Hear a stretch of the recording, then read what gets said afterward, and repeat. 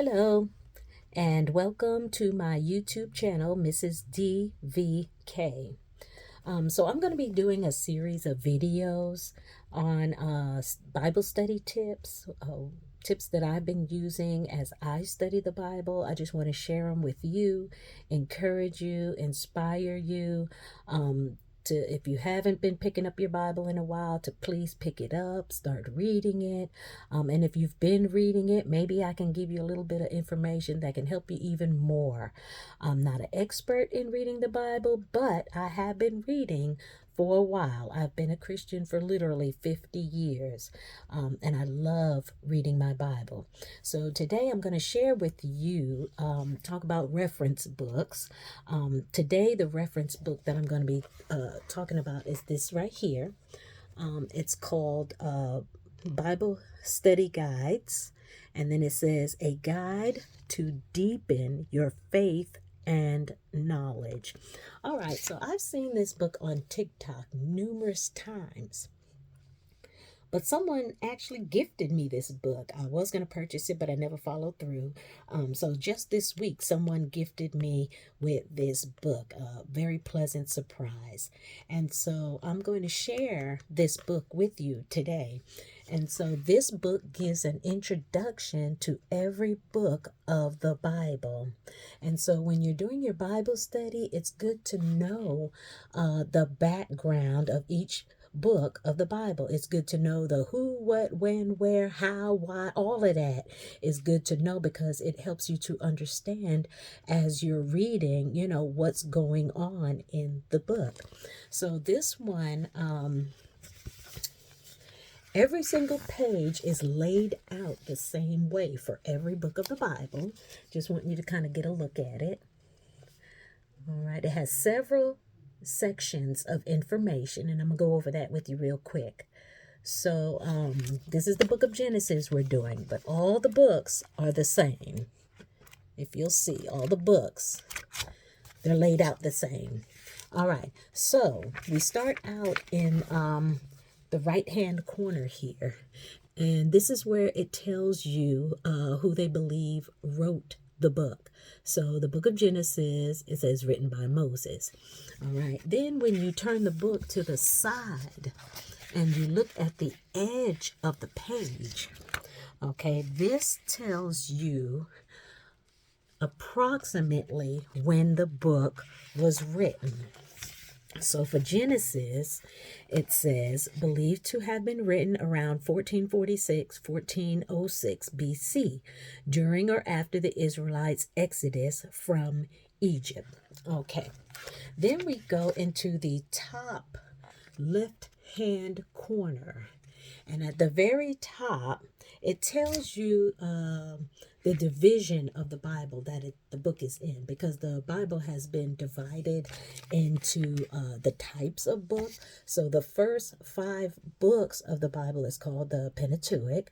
Then you have the books of history, you have the poetry and wisdom books, you have the major prophets, you have the minor prophets, you have the Gospels, and you have the letters, okay? And then Revelation, the last book, it falls in under the prophecy books, the books of prophecy.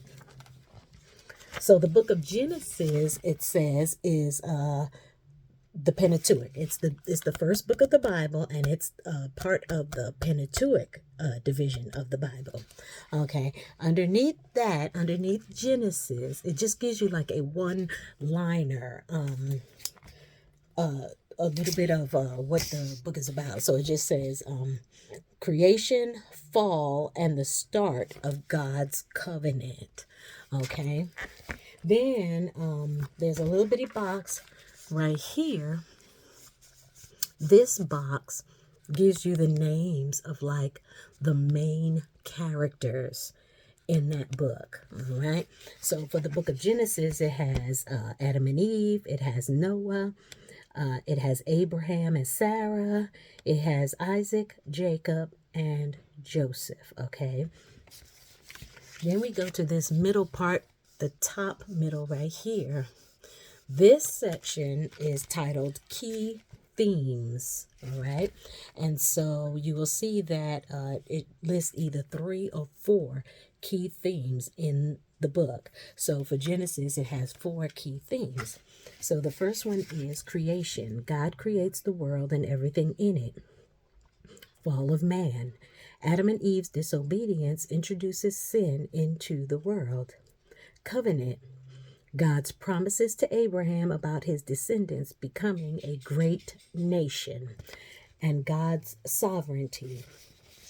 God's control and plan for the world, especially seen in his interactions with humanity. These themes set the foundation for the rest of the Bible, showing God's relationship with humanity and his plan for redemption. Then we go to the section underneath that, and it says symbolism and imagery. And so it lists about 3 in every book. This is not it's not listing everyone, but it just gives you a few of them. So for the book of Genesis, it has as far as symbolism and imagery, tree of life and tree of knowledge.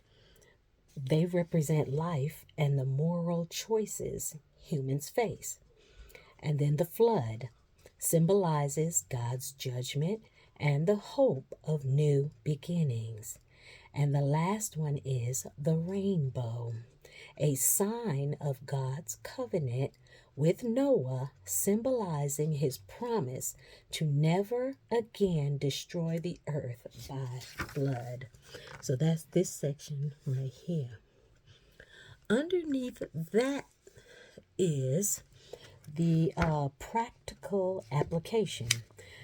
Because when we read the Bible, we want to apply the principles to our lives today. This is what helps us as Christians to walk a Christian life. We apply the principles that are in the Bible to our lives. And so this book will give you a few principles to kind of help you, how you can apply it to your life today. So for the book of Genesis, it says, trust in God's promises, just as Abraham, Isaac, and Jacob trusted God. Believers today are encouraged to rely on God's faithfulness. And then it says, human sin and God's grace. Genesis teaches that while humanity is flawed, God's grace and mercy are always present. This invites people to seek forgiveness and live according to God's will. So that's this section right here. And then the very last section at the bottom, it tells you who the book was originally written to.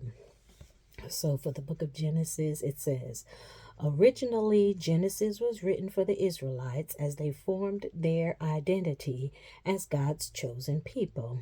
Understanding their origins helped them trust in God's promises. Today, it serves as a foundation for both Jewish and Christian traditions. Okay, so this is just giving you a quick review of what this book is like, and not saying you have to get this book, but just giving you an idea, some type of book that can help you to understand the books of the Bible, gives you an introduction, what's going on in the book before you start reading it. So I hope this was a help to you, and I'll see you in the next video. I want to thank you for stopping by and for listening, and you be blessed.